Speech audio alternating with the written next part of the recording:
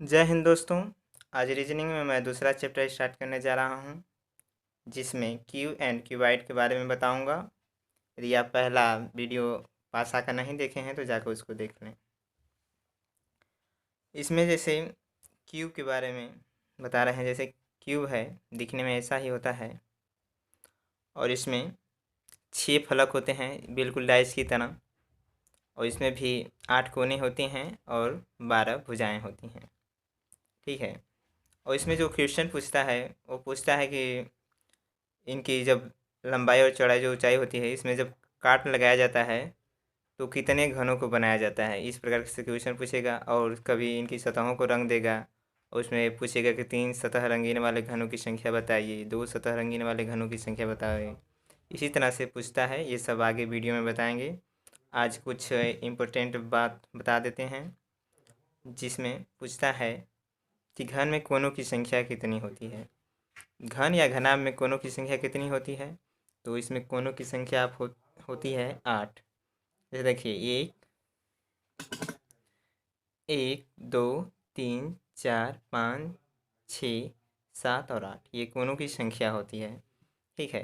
यानी कि घन में कोनों की संख्या कितनी होती है, 8 होती है, घन या घनाभ दोनों में। ठीक है। एक घन या घनाभ में भुजाओं की संख्या कितनी होती है, भुजाओं की संख्या होती है 12। घन या घनाभ में भुजाओं की संख्या 12 होती है। ठीक है। घन या घनाभ में भुजाओं की संख्या 12। इसी तरह से एक घन तथा घनाभ में फलक सतह की संख्या होती है, फलक या सतह की संख्या होती है। तो जैसे पाँचवें में बताए हैं उसी तरह से सेम इसमें भी होता है। तो इसमें भी फलक या सतह की संख्या होती है 6, एक और इसके नीचे दूसरी 2। यहाँ से देख लीजिए, यहाँ से अच्छा स्पष्ट होगा। जैसे एक है तो इसके जो विपरीत सतह होगी वो एक, और एक विपरीत 2 हुआ, और ये और इसके विपरीत एक, ये और इसके विपरीत यानी कि 4 हो गए, और ये 5 और इसके विपरीत जो होगी वो 6। ठीक है। यानी कि एक घन तथा घना में फलक सतह की संख्या कितनी होती है, 6। फलक या सतह ये दोनों सेम ही होता है।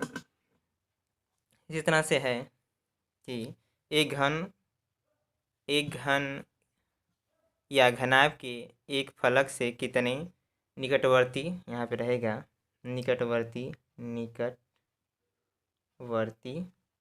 सतह लगी होती हैं। तो एक घन या घनाभ के एक कोने से कितनी सतह लगी होती हैं, निकटवर्ती सतह। तो मान लीजिए ये है, एक कोना है, तो इसमें कितनी निकटवर्ती सतह हैं, एक ये सतह लगी हुई है और एक ये सतह और एक यह सतह। यानी कि एक कोने से 3 निकटवर्ती सतह लगी होती हैं। यानी कि एक घन या घनाभ के एक कोने से कितनी निकटवर्ती सतह लगी होती हैं, तो 3 लगी होती हैं। तो 3 लगी होती हैं। ठीक है। इसी तरह से एक घन या घनाभ के एक फलक से कितने निकटवर्ती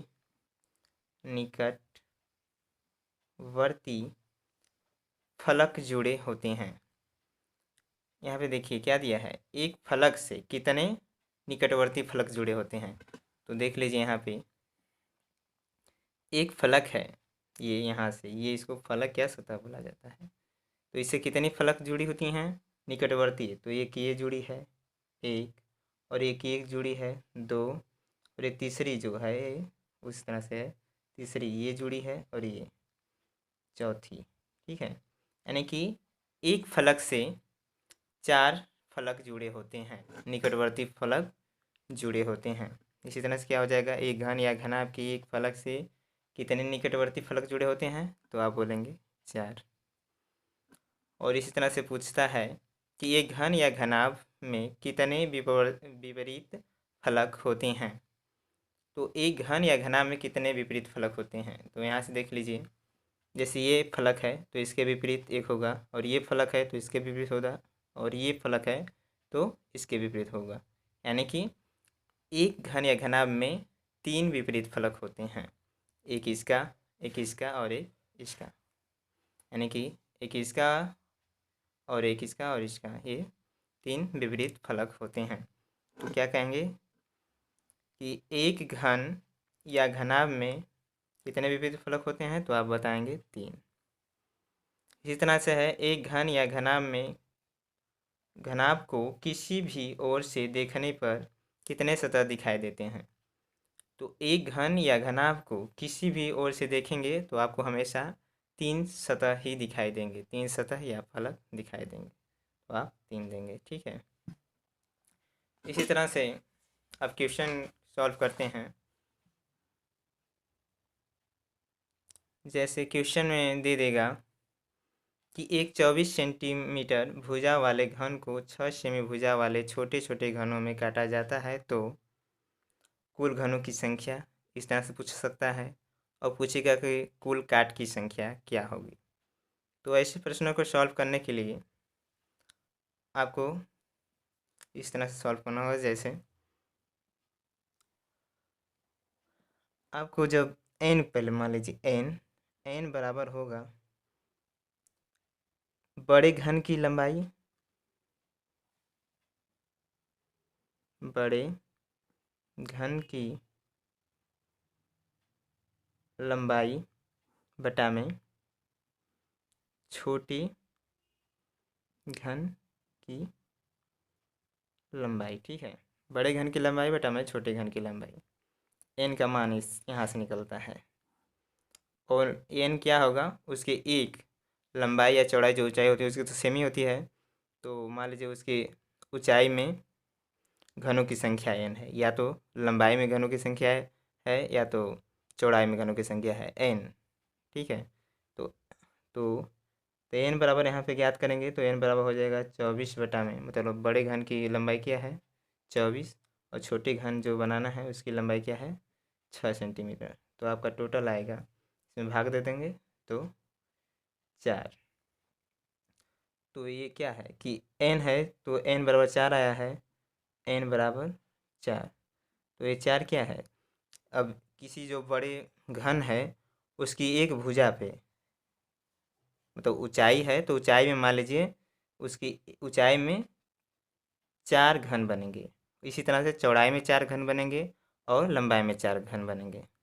ठीक है, तो n क्या है, लंबाई या चौड़ाई या ऊंचाई में घनों की संख्या है। तो टोटल घनों की संख्या, टोटल घनों घनों की संख्या ज्ञात करना रहेगा।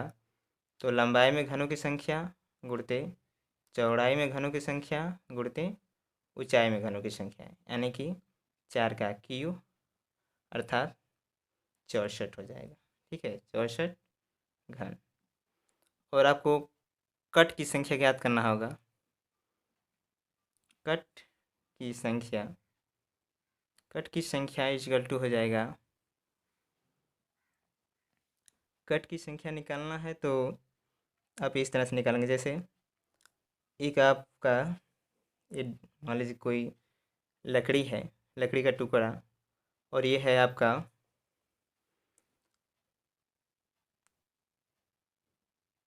24 सेंटीमीटर का है। ठीक है, और इसको 4 टुकड़े में बांटना है, तो आपको कितने कट लगाने होंगे। तो 4 टुकड़े में बांटना है तो देखिए 1 2 3, ये 4 टुकड़ा हो गया ना, 1 2 3 4।